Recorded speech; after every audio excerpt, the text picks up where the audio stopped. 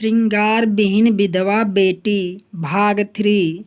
जिस coaching class में admission लिया वहाँ कई देशों की भाषाएं सिखाई जाती थी।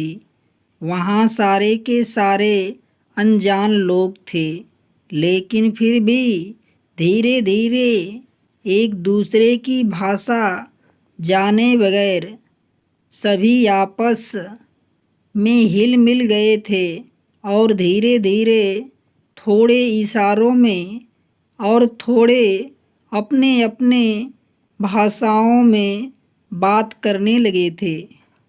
उसी के साथ पढ़ने वाला एक लड़का था, अरुण। धीरे धीरे कृति और अरुण दोनों में दोस्ती हो गई।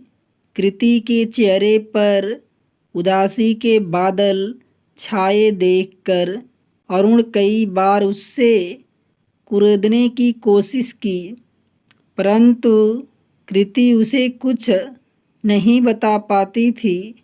घर और बाहर दोनों का काम करते करते कृति बुरी तरह थक जाती थी। पहले तो कंचन बड़े प्यार से आग्रह करके काम के लिए कहा करती थी, लेकिन अब वह आदेश देने लगी थी। यह काम क्यों नहीं हुआ? अब तक क्या कर रही थी? आज तुमने खाना में यह क्यों बनाया? कभी अचानक से कहती कि आज घर पर किट्टी पार्टी है, मेरी सहेली आ रही है, इसलिए शाम की पार्टी की सारी तैयारी करके रखना। दिन से रात तक कृति रोबोट की तरह काम करती और साथ में झिड़कियाँ भी सुनती। उस रात कृति को बहुत तेज बुखार था, सारा बदन टूट रहा था, इसलिए सुबह जल्दी आँख नहीं खुल पाई और बच्चों की स्कूल बस मिस हो गई। उसकी हालत देखे बगैर कंचन उस पर बम की तरह फूट पड़ी।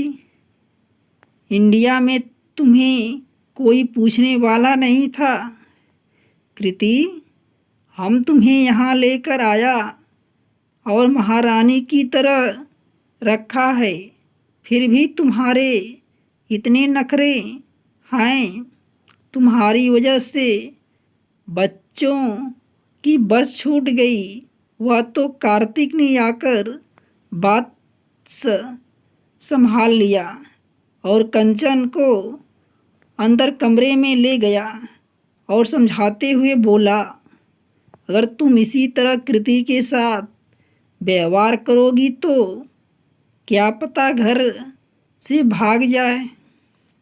जरा ठंडे दिमाग से काम लो कंचन, सोचो, यह हमारे लिए सोने की अंडे देने वाली मुर्गी है। कुछ समय तो कंट्रोल करके रखो। कृति सब समझ रही थी, सब कुछ देख और सुन रही थी, परंतु अपने हालात के आगे मजबूर थी। अगले दिन जब वह कोचिंग क्लास गई तो उसका मुरझाया हुआ चेहरा देखकर अरुण फिर उससे पूछा, क्या बात है? तुम मुझे कुछ पूछा बताती क्यों नहीं? शायद मैं तुम्हारी कोई मदद कर सकूं। कृति उसे दिन अपने आप को रोक न सकी और उसने अरुण को सब कुछ बता दिया। सारी बातें सुनकर अरुण हैरान रह गया। उसने कहा, तुम जाकर पुलिस में कंप्लेन क्यों नहीं करती? नहीं, अभी मैं ऐसा कुछ नहीं कर सकती, क्योंकि मेरा पासपोर्ट और वीज़ा दोनों कार्तिक के पास है। पहले मुझे वह दोनों निकलवाना है। उसके बाद यदि तुम मेरी मदद करना चाहते हो तो तुम मुझे यहाँ का वर्कर परमिट दिलवा दो, ताकि उस घर से निकलने के बाद मैं कहीं और काम कर सकूं। अरुण सोच में डूब गया। फिर उसने कहा, ठीक है, यहाँ मेरी काफ़ी जान पहचान है। मैं तुम्हारे लिए कोशिश करता हूँ। तब तक तुम वहीं रहो। कृति जब घर लौट कर आई तो देखा कार्तिक घर पर था। उसने सुबह कंचन द्वारा किए गए व्यवहार के लिए माफ़ी मांगी और कृति के लिए माफ़ी काफ़ी बनाकर लाया। कृति ने कुछ नहीं कहा। कुछ दिनों के बाद कृति ने कार्तिक से कहा, कार्तिक, मुझे यहाँ आए 1.5 साल होने को आए। तुमने मेरा वीज़ा 2 साल के लिए ही बनवाया था, इसलिए वीज़ा ख़त्म होने से पहले मैं चाहती हूँ कि कुछ सालों के लिए बढ़वा दो, क्योंकि अब मेरा भी मन यहाँ लग गया है। मैं वापस भारत नहीं जाना चाहती। अब बच्चों के बिना मेरा भी मन वहाँ नहीं लगेगा। क्योंकि कार्तिक ने चौंक कर कृति को देखा। हाँ कार्तिक, मैं सही कह रही हूँ। तुम इतना आश्चर्यचकित क्यों हो रहे हो? आखिर तुम भी तो मेरे भाई ही हो और यह मेरा मायका ही हुआ। क्यों ठीक न कहा न? मैं हाँ ठीक कह रही हूँ। मैं कल ही अप्लाई कर देता हूँ। तुम्हें भी मेरे साथ चलना होगा। कुछ पेपर वगैरह साइन करना होंगे, कार्तिक ने खुशी से कहा। कार्तिक सोच रहा था कि कृति वापस भारत जाने के लिए उसे परेशान करेगी, लेकिन यहाँ उल्टा है। वह जाना ही नहीं चाहती। चलो अच्छा है, कृति उस दिन का इंतज़ार कर रही थी। उसने अरुण को पहले ही बता दिया कि वह वीज़ा रिन्यूअल कराने जा रही है। इस बीच उधर अरुण ने उसके लिए वर्कर परमिट तैयार कर दिया और एक जगह उसकी नौकरी के लिए बात भी कर रखी थी।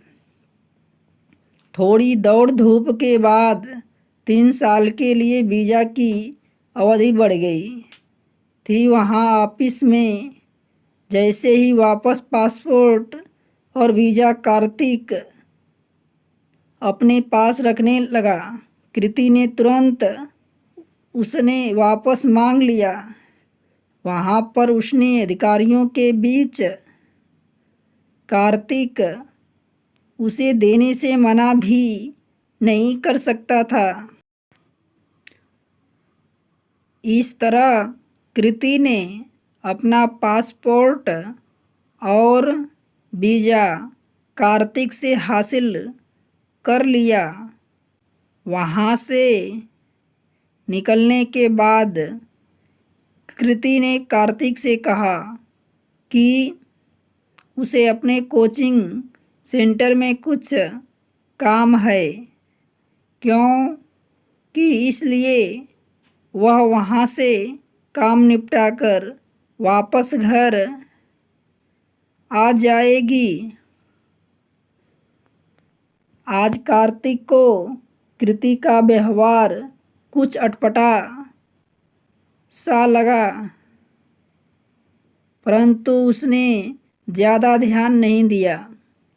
कृति अरुण के साथ अपने उस ऑफिस चली गई जहां उसे काम के लिए बुलाया गया था। इंटरव्यू के बाद उसे जॉब पर रख लिया गया। अरुण ने कृति का वर्क परमिट बनवाकर उसे दे दिया था। कृति ने अपने सभी कागज 2 कॉपी जिरॉक्स कराई और उसकी एक कॉपी अरुण के पास में रखवा दिया। आज उसे घर लौटते लौटते बहुत देर हो गई थी। जैसे ही घर पहुंची, देखा कंचन और कार्तिक दोनों बेचैनी से उसका इंतज़ार कर रहे थे। कंचन ने उसे खा जाने वाली नज़रों से घूरते हुए कहा, आज दिन भर कहाँ थी? आज कोचिंग के बाद मैं इंटरव्यू देने गई थी। और कार्तिक, तुम्हें यह जानकर बहुत खुशी होगी कि मुझे यह जॉब मिल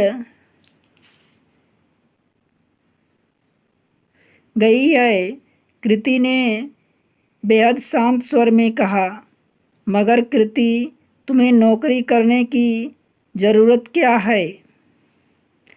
आखिर क्या कमी है यहाँ पर? कार्तिक ने परेशान होकर पूछा। बात कमी की नहीं है कार्तिक, बात अपनी आत्मसम्मान की है। तुमने मेरे लिए जो कुछ भी किया उसके लिए मैं तुम्हें हमेशा धन्यवाद देती हूँ। लेकिन कृति, क्या तुम काम और घर के साथ बच्चों को संभाल पाओगी? कंचन ने परेशान होकर पूछा। नहीं, अब मैं पहले की तरह कुछ भी नहीं कर पाऊंगी। हाँ, काम पर जाने से पहले और आने के बाद जो थोड़ा बहुत बन पड़ेगा ज़रूर करूँगी, कृति ने कहा। तो हमारे घर को क्या तुमने धर्मशाला समझ रखा है? इतने दिनों तक हमने तुम्हें अपने घर में रखा, मान सम्मान दिया, उसे एहसान का बदला तुमने ऐसे निकाला है, वह भी ऐसी समय में जब हमारे घर पर ना तो बच्चों की देखभाल करने वाली नैनी है और ना ही खानसामा। कंचन ने अपना आपा खोकर जोरों से चिल्लाकर कृति से कहा। इसमें मेरी कोई गलती नहीं है। कंचन, जरा अपने मन में झांक कर देखो। तुम दोनों ने मुझे अपने देश से यहाँ बुलाया सिर्फ अपने स्वार्थ के खातिर। अपने घर के सभी नौकर को हटाकर इन सारे लोगों का काम मुझसे लिया। इतने पर भी जी नहीं भरा तो मेरे सारी प्रॉपर्टी पर भी नज़र गड़ा दी। एक बार ही या नहीं सोचा कि मेरा क्या होगा? तुम लोगों ने सिर्फ अपना स्वार्थ देखा। अरे, अगर रिश्ते और रिश्तेदार ऐसे होते हैं तो मैं अनाथ ही भली हूँ। अगर दुनिया वालों को तुम्हारी करतूत पता चले तो लोगों को हर रिश्ते पर से भरोसा उठ जाएगा। हर भाई बहन से भरोसा उठ जाएगा। इतना कहते कहते क्रोध से हाँफने लगी कृति। कार्तिक, तुम तो पहले इसका पासपोर्ट और वीज़ा छीनो, देखती हूँ कि यह यहाँ से कैसी जाती है। कंचन ने गुस्से से कहा। कोई फ़ायदा नहीं कंचन, मैंने अपने सारे कागजात सेफ जगह पर रखे हैं और उसकी एक एक कॉपी अपने एक एक दोस्त को भी देकर रखा हूँ, कृति ने बेहद शांत स्वर में कहा। निकल जाओ इसी वक्त हमारे घर से। इतना करते करते कंचन ने कृति का बैग लेकर बाहर फेंक दिया और कृति को धक्का मारकर घर से बाहर निकालकर दरवाजे बंद कर दिया। स्वार्थ के इस घिनौने चेहरे को देखकर कृति का मन घृणा से भर गया। घर के बाहर बैठी हुई वह काफ़ी देर तक रोती रही। कार्तिक दूर खड़ा सारा तमाशा देख रहा था। थोड़ी देर बाद जब मन कुछ हल्का हुआ तो उसने अरुण को फ़ोन किया और कहीं पर अपने रहने की व्यवस्था कर देने को कहा। कुछ दिनों तक वह एक गेस्ट हाउस में ठहरी। फिर अरुण ने उसके रहने का एक कमरा दिला दिया। अरुण ने कृति की बहुत मदद की। कुछ महीनों के बाद कृति पूरी तरह सेटल हो चुकी थी। उसने अपने इस नौकरी के बाद भी एक पार्ट टाइम जॉब किया। ढेर सारा पैसा इकट्ठा करना चाहती थी ताकि जब वह भारत वापस लौटे तो वहाँ भी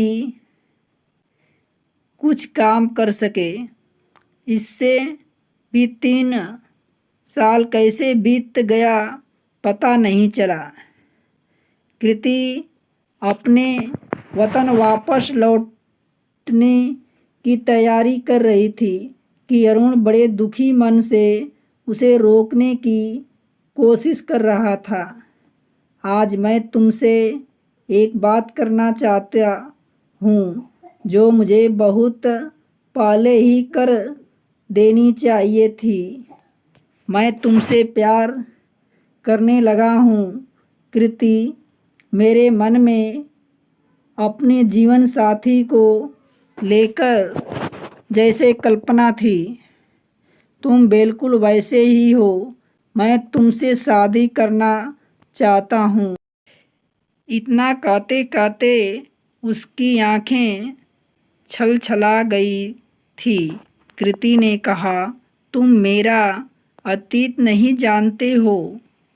मेरी पहले भी शादी हुई थी और मेरे पति अब इस दुनिया में नहीं हैं और लोगों के इतने रंग देखने के बाद और रिश्ते की असलियत झेलने के बाद मुझे किसी के साथ की इच्छा नहीं रही, लेकिन फिर भी मैं तुम्हारा इंतज़ार करूँगा कृति। सचमुच में तुम्हें बहुत चाहता हूँ। कृति का हाथ अपने हाथों में लेकर अरुण उन्हें भरे गले के साथ कहा और आखिरकार कृति अपने वतन पहुँच गई। आते ही उसने राघव से मिलकर पूरे घर की साफ सफाई करी और अपने ऑफिस के बाहर स्वर्गीय हीरा वर्मा अनाथ आश्रम और वृद्ध आश्रम का बोर्ड लगवाई। अगले बंगले के एक हिस्से को वृद्ध आश्रम और एक हिस्सों को बच्चों के लिए तैयार कर दिया। धीरे धीरे बहुत से वृद्धि और अनाथ आश्रम के बच्चे इकट्ठा होने लगे। उनमें से ऐसे वे वृद्ध थे जो अपना खर्च वहन कर सकते थे, सिर्फ देखभाल की आवश्यकता थी। जो लोग काम कर सकते थे उस लायक उन्हें काम दिया जाता था। अपने शहर के बेरोजगार लड़के लड़कियों को कृति ने अपने यहाँ कुटीर उद्योग लगाया, जहाँ पर तरह तरह के अचार पापड़ बढ़िया और भी बहुत से घरेलू चीज़ बनाकर बाज़ार में पहुँचाए जाने लगी। धीरे धीरे सबकी मेहनत रंग लाई। उन सब का काम अच्छा चल निकला। कृति के बच्चों को सरकारी स्कूल में दाखिला करा दिया। आश्रम में उन बच्चों को आश्रम से वृद्ध पढ़ा दिया करते थे। वृद्ध आश्रम और बाल अनाथ आश्रम एक साथ होने से उसका यह फ़ायदा हुआ कि बुजुर्गों को बच्चों का साथ मिल जाता था और बच्चों को बुजुर्गों का प्यार और देखभाल मिलता था। बिल्कुल घर जैसा माहौल हो गया था। समय के साथ कृति का बहुत नाम हो गया। सभी उसका बहुत सम्मान करने लगे। लोग एक बार फिर स्वर्गीय वर्मा का नाम बड़े सम्मान के साथ लेने लगे। इसी तरह 5 साल बीत गया। कृति अपने काम में इतनी मशगूल हुई कि किसी चीज़ का उसे होश नहीं रहा। एक दिन अचानक ऑफिस में चपरासी ने आकर कहा कि आपसे कोई मिलने आया है। और जो मिलने आया था उसे देखकर कृति चौंक गई। मैं हूँ, मैं याद हूँ या भूल गई? कृति के कानों में एक चिर परिचित आवाज़ आई। यह कोई और नहीं बल्कि अरुण था। मैं तुम्हें कैसे भूल सकती हूँ अरुण, तुम्हारी वजह से ही मैं उस पिंजड़े से आज़ाद हुई। तुमने ही मुझे जीने की दिशा दिखाई। कृति ने उससे कहा, देखो कृति, मैं तुम्हारे लिए क्या लेकर आया हूँ और उम्मीद करता हूँ कि अगर मेरी अग्नि परीक्षा समाप्त हो गई तो तुम इसे ज़रूर स्वीकार करोगे। अरुण ने जब अपनी हथेली खोली तो उसके हाथ में एक सिंदूर की डिबिया थी। कृति सकपका गई। इतनी सालों तक तुम सिर्फ मेरा इंतज़ार करते रहे। इसे इतना तो मैं मानती हूँ कि तुम सचमुच में मुझे बहुत प्यार करते हो, लेकिन मैं शादी कैसे कर सकती हूँ, लोग क्या कहेंगे, कृति ने असमंजस भरे शब्दों में कहा। इस दुनिया में पुरुष जब चाहे अपना नया जीवन शुरू कर सकता है, लेकिन महिलाओं के लिए उसके जीवन में एक ही बार बसंत क्यों आता है और पतझड़ का मौसम हमेशा लिए आकर क्यों ठहर जाता। तुम्हारे जीवन में भी दोबारा बसंत आएगा कृति, और उसे मैं लेकर आया हूँ। इतना कहते हुए अरुण ने उसे सिंदूर कृति की मांग कर दी। कृति की आंखों से आंसू की धार बह निकली। वह अरुण के सीने से लग गई। कार्तिक को उसके वकील का फ़ोन आया था कि कृति सारी प्रॉपर्टी अपने नाम करके नॉमिनी में से उसका नाम निकलवा दिया है और तुम्हारे नाम से पुलिस कंप्लेन भी करा दी है कि तुमने उसकी प्रॉपर्टी को धोखे से हड़पने की कोशिश की थी। अगर तुम यहाँ आओगे तो तुम